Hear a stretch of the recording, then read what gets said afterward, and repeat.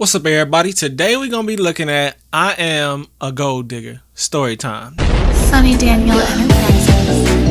Bad things. There's a lot of bad things that they wish and they wish and they wish and they wish and they wish on me. Got plans, got plans. Got plans, got plans. Now let's see what this dude talking about, because I'm kind of curious. I'm thinking about this route myself. I'm just playing. Hey, my name is Henry, and I'm a gold digger. After I finished college, I worked at a number of companies, but I realized that it was not worth it. Working from 9 to 5 was not going to get me anywhere. I felt rich only during the first week of the month, and then I was just waiting for next month's salary. So, I decided to become a gold digger. I created a profile on one of those online dating apps, and I only poked rich, middle-aged women. I ended up meeting Sandra. She obviously had a few face fillers here and there, but overall, she was a very nice-looking lady. I went to meet her at her house, which was more like a mansion. She was wearing a red dress and a Rolex watch that was at least $200,000. Hey, yo, no cap. This is a good hustle.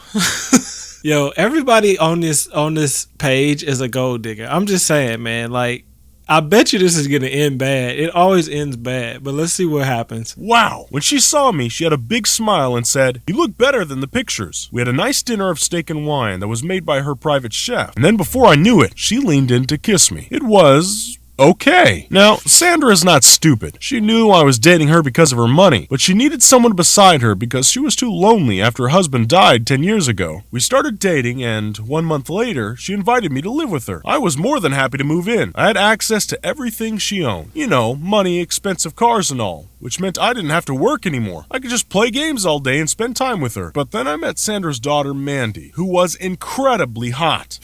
I thought she would hate me because I was way younger than her mother. But she said, "It's a cruel world out there, and I don't blame you for being a gold digger." Wow. I don't know how real that is, but all right, let's go with it. She was so open and relaxed about it, which encouraged me to make the move. One night after dinner, while Sandra was making some phone calls, I came on really hard on Mandy. I moved my chair next to her, and I started touching her blonde hair. Then I said, Blonde hair? This girl has brown hair. What are you talking about, bro? At least animate the story properly. "You look amazing. Any guy would be lucky to have you." Then I leaned over to kiss her, and to my surprise, she didn't show any objection. We had a long kiss, but we stopped after we heard Sandra's footsteps. Then everything became 10 times better. Sneaking out behind Sandra's back to be with Mandy was exciting. It was like pumping adrenaline into our bodies. I could understand that. That is hot, but you playing a dirty game. We both enjoyed fooling around. Mandy and I would see each other when Sandra had business trips or when she was with her friends. It was so much fun. Bro, I'm gonna tell you right now, this sounds like a great situation, but this is going to end terribly. I already know it. He playing a dirty game. One time, Mandy and I agreed to meet in a hotel room to celebrate our 3-month anniversary. We found Sandra sitting on the bed looking furious. We were shocked to see her. Couldn't say a word. She said in a cold voice, "So, my sick boyfriend is cheating on me with my daughter. What a joke." Then she pressed a button on her phone and her bodyguard came in and started to hit me hard. He kicked me in my stomach to the point where I felt like throwing up. Then she turned to Mandy and said, "I hope you are happy with him because you're not getting any of my money anytime soon." Mandy started screaming and shouting, saying, "You can't cut me off my inheritance, you hoe. You know it belongs to my father." But Sandra looked at her like she was looking at a bug and said, "Your dad is dead. It's my money now. You just watch and see." Then she walked out with her bodyguard, leaving us looking miserable. Mandy and I sat there feeling desperate. My body was in pain and she was crying from what just happened. But something good came out of that incident. We realized that we were both in love. Going behind Sandra's back was wrong, but we really liked each other, so we decided to live together. I told Mandy, "Don't worry, dear. I'm going to take care of you." I took Mandy to live with me in my old apartment. We both got jobs and life was just about right until she got pregnant. We both were surprised, but these story times always end up with the girls getting pregnant, bro. Like, do y'all not have birth control where y'all live? I mean, what is the problem? Mostly worried. Mandy asked, "How are we going to take care of this baby? I mean, we barely have enough to take care of us." Hey, don't you love how people say that? Like,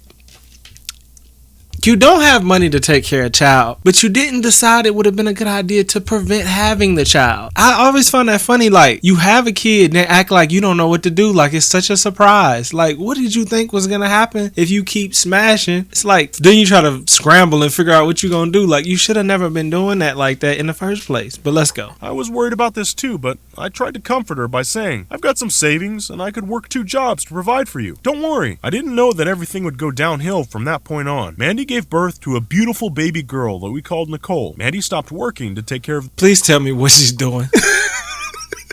Y'all want to rock the hottest merch in the game? Well, go over to sonnydaniel.com/shop, man, where you can get all the new merch that I drop. I got hoodies, t-shirts, pillows, phone cases coming, lanyards, all kind of stuff, man. So go over to sonnydaniel.com/shop, get the hottest merch, man. I got it on right now because it's just so fly. Also, if you want my uncensored sim videos, you want access to all my content before it hits YouTube, and some content that never hits YouTube that's strictly exclusive, you gotta go over to the Patreon account, man. It's only $2.99 a month. That's 10 cents a day. That's damn near free. And I got a Discord now, man. Shout out to my homie Freedom. He set up a Discord for me so we can go over there. We can post memes, we can post girls, we can post all kind of stuff. Let's get back into the video.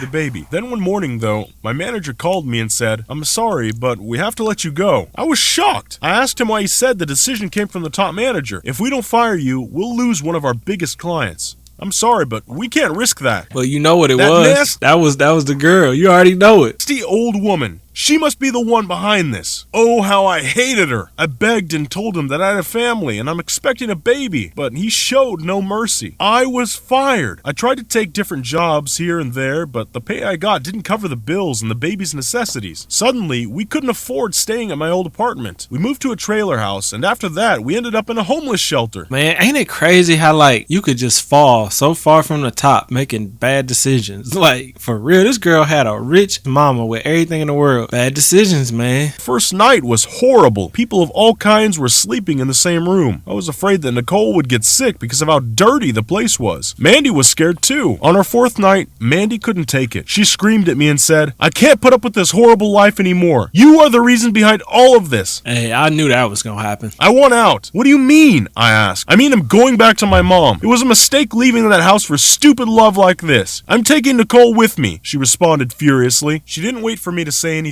She took Nicole and went out. The following week, I received our divorce papers. I tried to call Mandy, but she didn't pick up the phone. Apparently, Sandra agreed to take her in only after she breaks up with me. I lost my family and I became depressed. I lived on the streets for months. That was your own fault, bruh. I mean, you made a dumb decision. You should have just kept messing with the older lady. And to be completely honest with you, the older women are way more understanding of stuff anyway. It's a whole lot easier to deal with them than these younger chicks. So you could have told the mama, like, yo, what you think about, such and such, me messing with your daughter? I bet you she would have appreciated that more than you sneaking around. I'm just saying, if you're gonna do it, try it the right way. Then one day while I was sipping my coffee, I noticed that an old man was about to fall. He was using his crutches. I was just sipping my coffee and I noticed an old man was about to fall. What kind of statement is that? I noticed that an old man was about to fall. He was using his crutches and he slipped. I rushed to help him. After I made sure he was sitting on the bench, he said, Thank you, young man. Would you like to join me for breakfast? I was starving, so I agreed. We sat at a coffee shop and talked for hours. I ended up telling him my whole story. I think I've got a job for you. If you're interested, he said. Yes, I would do anything, I replied. Yeah, I don't know if that was a good response. I would do anything to some strange old man, but hey. The old man turned out to be one of the richest businessmen in the city. He got me a job at his company with an initial salary of $10,000. I was beyond excited. I haven't seen that money for a long time. I started working hard to show that man that I deserved the opportunity he had given me. And in a year, I became the CEO of all his companies. Life was going great again, and I thought about reaching out for Mandy. I wanted to have a relationship with my daughter Nicole, but unfortunately I was told that Mandy had left the country to live in Europe. I was upset, but I couldn't do anything about it. Then I met another amazing girl. Her name was Elizabeth. Start yelling in my ear though. She was the lawyer of one of our firms. We fell in love and got married and had 2 boys and a girl. I was happy and forgot everything about my past. But 20 years later, something terrible happened that shook my life. My youngest boy, John, got really sick and both of his kidneys failed. The doctors said he needs a kidney transplant as soon as possible. I was devastated to hear the news. All of us were tested to see if any of us was a match. I mean, I would do anything for him, but unfortunately, none of us was a suitable donor, and John was put on the waiting list. So I had the idea to contact Nicole. I mean, she is John's half-sister, and she could save his life. The next day, I went looking for her. I hired someone to gather some information about her, and in honestly, that's a stretch. This girl don't even know you, bruh. a week, I was standing at her doorstep. I knocked on the door and waited. 5 minutes later, she opened with a strange look on her face and said, "Oh, look who's here. You finally decided you want to get to know your daughter?" I didn't know what to say, but I asked, "Do you know who I am?" And she responded sarcastically, "Hi, Henry, the father who left me and then went out to have his own family." She invited me in. I was trying to wrap my head around the whole thing. She knew who I was, but she didn't want anything to do with me. Get that little short-ass skirt on, though. She was sad and upset this whole time because I didn't come looking for her. "What brings you now?" she said sharply. I was ashamed, but I said, "I have a favor to ask." Her mouth dropped open the minute I told her what I needed, and just like I expected, she refused. She said, "After all these years, you are coming back to ask me to save your son? Are you crazy? No!" I got up to leave. Her face was red from anger, but I looked around and I saw her picture with 2 little kids, and I said, "I think they're your kids. I would love to meet my grandchildren. Consider my advice to you as a parent." Her eyes started to tear up and I left without saying goodbye. A week later, I got a call from the hospital. They said they found a match. The whole family was beyond excited, but I was the only one who knew who the donor was. John had the transplant and he was on his way to recovery. But when we were in the hospital taking care of him,